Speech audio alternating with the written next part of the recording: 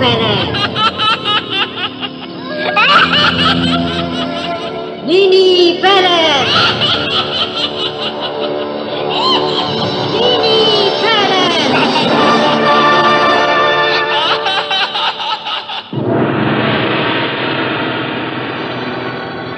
Teater Sanggar Cerita dengan bangga mempersembahkan sebuah serial sandiwara radio, Misteri Nini Pelet.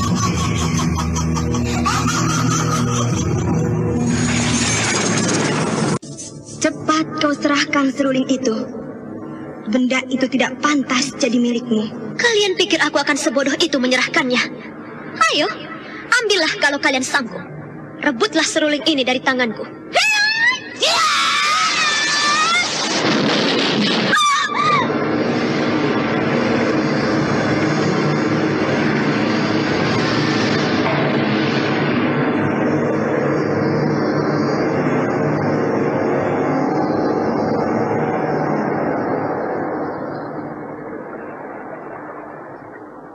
Saya ingin sekali membuka topi tudung Nyai yang selama ini menutupi wajah Nyai.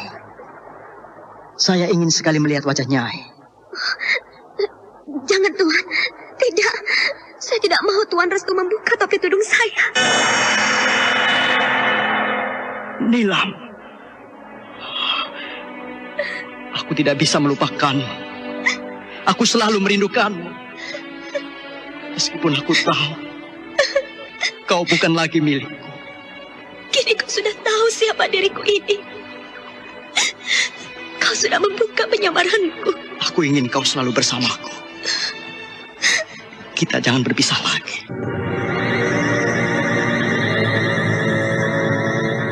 Misteri Nini Pelet. Kali ini mempersembahkan episode ke-16 dengan judul Gadis Siluman. Naskah karya Ari Hidayat. Teknik dan montase Moko Metal. Dengan sutradara Dian Pertiwi.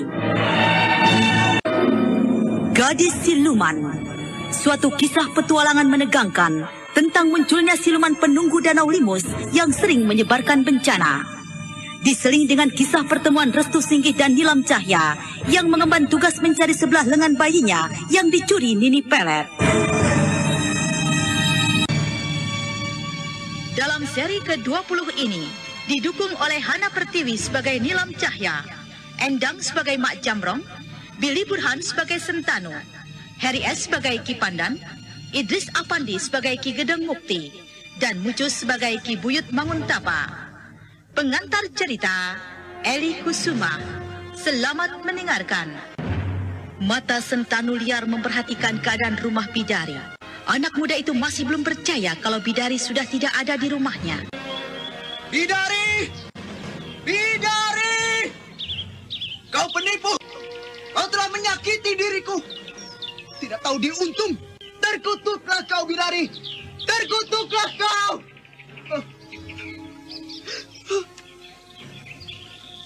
Kau bohong, Bidari. Kau menipu aku. Kenapa kau hancurkan harapanku? Kau tidak punya perasaan. Sampai kapanpun aku tetap mencintaimu. Kau harus jadi istriku. Harus. Aku belum kalah, Bidari. Aku tahu kau tidak menyukai aku. Tapi aku masih banyak kesempatan. Kau pasti akan kembali ke desa ini. Rumah ini kini jadi milikku. Biarlah semuanya tiada. Semuanya sudah pergi. Senja baru saja lenyap di telan kegelapan malam. Rembulan yang muncul separuh badan menebarkan sinarnya yang agak redup. Induk desa Limus nampak sunyi dan lengang, dan pintu-pintu rumah penduduk pun tertutup rapat. Dari arah kegelapan malam, nampak dua sosok tubuh tengah bergerak menuju ke induk desa. Terima kasih Dewi Ikan Tulang-Tulang.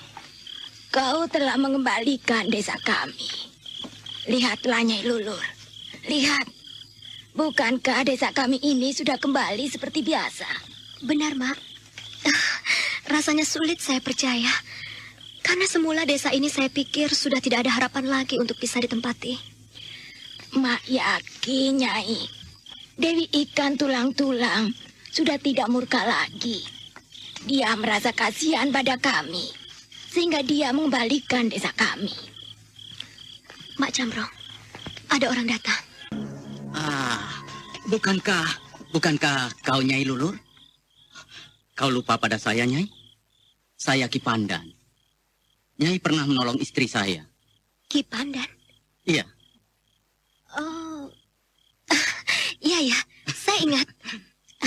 Bagaimana keadaan istri Ki Pandan sekarang? Saya sangat berterima kasih pada Nyai. Istri saya sekarang sudah bisa berjalan lagi dengan baik, Nyai. Nyai Lulur, Nyai kenal dengan orang itu. Iya, Mak. Dia Ki Pandan. Saya pernah menolong istrinya. Benar, Mak. Saya kenal. Nenek ini kan Mak Jamrong, kan? Nyai Lulur, benarkah Nyai pernah menolong istri Ki Pandan yang pernah sakit lumpuh? Benar, Mak Jamrong. Nyai Lulur adalah seorang wanita yang baik. Nyai Lulur orang yang hebat, Mak. Istri saya yang sudah sekian lama lumpuh, kini sudah bisa berjalan lagi dengan baik, Mak. Berkat pertolongan Nyai Lulur ini. Sudahlah, semua itu sudah berlalu. Sebentar, Nyai. Mendengar cerita Ki Pandan, Mak jadi kagum dan tertarik sekali. Rupanya diam-diam Nyai Lulur mempunyai kepandaian mengobati orang sakit. Wah, Mak senang sekali, Nyai. Saya hanya berusaha, Mak. Ki Pandan, dari mana malam-malam begini? Saya baru melihat seorang warga desa yang meninggal, Nyai. Meninggal? Benar, Nyai. Sudah 2 orang warga desa yang meninggal karena terserang penyakit aneh, Nyai. Penyakit aneh? Oh, benar, Mak, benar. Dalam 1 hari ini, sudah 2 orang warga desa yang meninggal. Tapi banyak warga desa yang terkena penyakit aneh itu. Kami semua kini sedang khawatir. Karena penyakit aneh itu semakin hari terus menjalar pada desa kami. Nyai Lulur, terbuktilah ucapan Mak Jamrong ini. Jika Dewi Ikan Tulang-Tulang sudah murka, desa ini akan tenggelam. Setelah itu, penyakit aneh akan menjalar di desa ini. Kini terbukti, Nyai. Ki Pandan. Iya, Nyai. Bisa Ki Pandan mengantar kami untuk melihat salah seorang warga desa yang terkena penyakit aneh itu? Bisa, Nyai. Mari, Nyai. Ki Pandan laki-laki setengah tua yang istrinya memang pernah ditolong Nilam Cahya itu, kemudian mengajak Nilam Cahya dan Mak Jamrong ke rumah salah seorang penduduk. Di rumah itu Nilam Cahya dan Mak Jamrong keheranan melihat keadaan penyakit yang sedang diderita seorang laki-laki tua. Wajahnya penuh ditumbuhi benjolan seperti bisul, dan benjolan itu seperti sisik ikan yang penuh air di dalamnya. Baunya amis ikan. Nyai Lulur, apakah Nyai mencium bau amis ikan? Ya, bau amis ikan itu sangat menyengat hidung. Bau amis ikan itu bersumber dari penyakit orang tua itu, Mak. Aneh. Penyakit apa itu, Nyai? Sepertinya itu penyakit kutukan Dewi Ikan Tulang-Tulang. Wajah orang tua itu penuh ditumbuhi bisul-bisul berair. Bisul itu bentuknya aneh, seperti sisik ikan. Benar, Mak? Mak yakin penyakit itu adalah penyakit kutukan Dewi Ikan Tulang-Tulang. Karena masih ada hubungannya dengan murkanya Dewi Ikan Tulang-Tulang. Mungkin juga begitu, Mak. Nyai Lulur, tolonglah orang tua ini. Sembuhkanlah penyakitnya. Masih banyak warga desa yang terserang penyakit seperti itu, Nyai. Kami semua khawatir sekali, Nyai. Karena penyakit itu semakin hari semakin menjalar kemana-mana, Nyai. Saya hanya akan berusaha, Ki Pandan. Iya, Nyai. Tapi sepanjang usaha saya gagal, itu adalah takdir. Nyai Lulur, benarkah Nyai akan mengobati orang tua itu? Mak Jamrong tidak perlu heran. Nyai Lulur itu pasti sanggup mengobatinya. Anda sekarang masih mendengarkan Sandiwara Radio Misteri Mini Pelet di channel Memori 80. Saya sudah katakan, saya hanya berusaha. Nilam Cahya perlahan-lahan memegang benjolan yang ada pada orang tua itu.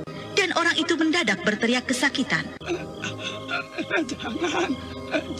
Jangan dipegang, Nyai. Rasanya sakit sekali. Maaf, Pak. Bagaimana, Nyai? Saya akan mencobanya, Mak. Tolonglah Nyai, tolong.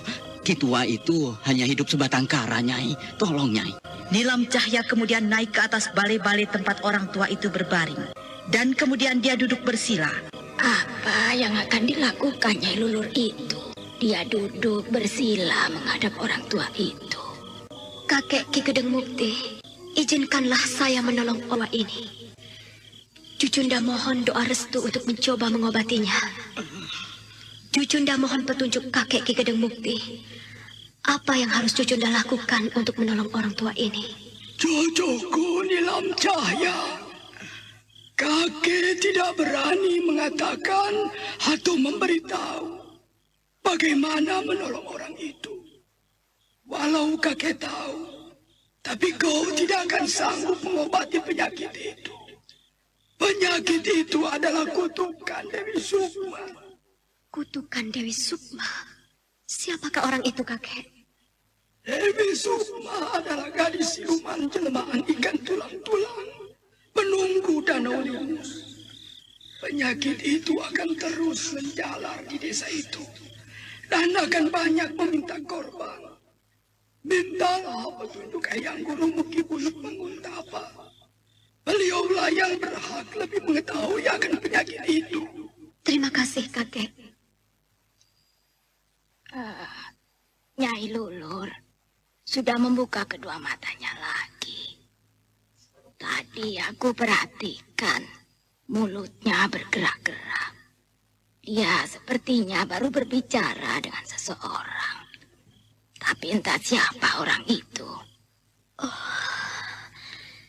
Kasihan juga penduduk desa ini. Penyakit yang menjalar di desa ini adalah penyakit kutukan Dewi Sukma, gadis siluman jelmaan ikan tulang-tulang. Aku diperintahkan kakek Ki Gedeng Mukti untuk meminta petunjuk dari Eyang Ki Buyut Manguntapa. Tempat ini tidak memungkinkan aku akan kontak batin dengan Eyang. Aku harus berada sendiri, tanpa ada orang lain yang melihatku. Bagaimana Nyai Lulur? Saya masih akan berusaha, Mak. Masih ada harapan untuk bisa menolong orang tua itu dari penyakitnya. Tapi sekarang bukanlah saatnya yang tepat. Kapan Nyai akan mulai mengobati orang tua itu? Bersabarlah. Saya pasti akan menolong orang tua itu, juga warga desa lainnya. Saya mohon, Mak Jambrong dan Ki Pandan untuk menunggu di luar. Baik Nyai. Mari, Mak. Baiklah, kami tinggal dulu, Nyai. Nilam Cahya kembali duduk bersila di balai-balai itu. Matanya perlahan dia pejamkan kembali. Tangannya bersedekap. Untuk beberapa saat lamanya, suasana menjadi hening. Kemudian mulut Nilam Cahya bergerak-gerak. Wajahnya bergetar hebat dan keringatnya bercucuran di wajahnya.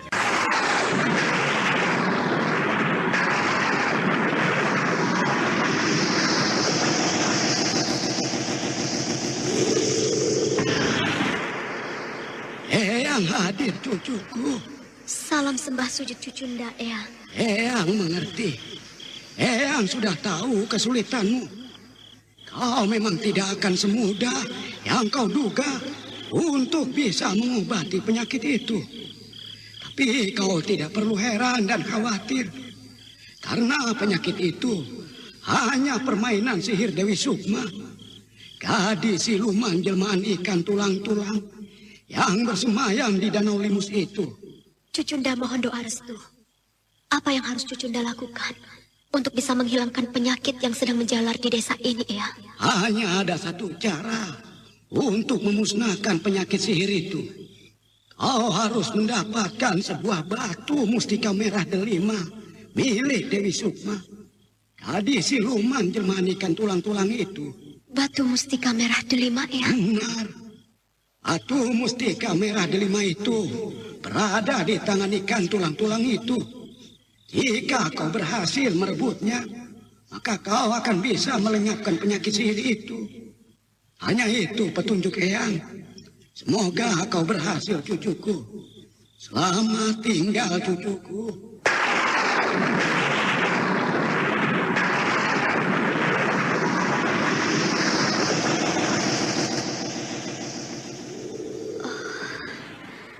Eyang Ki Buyut sudah pergi.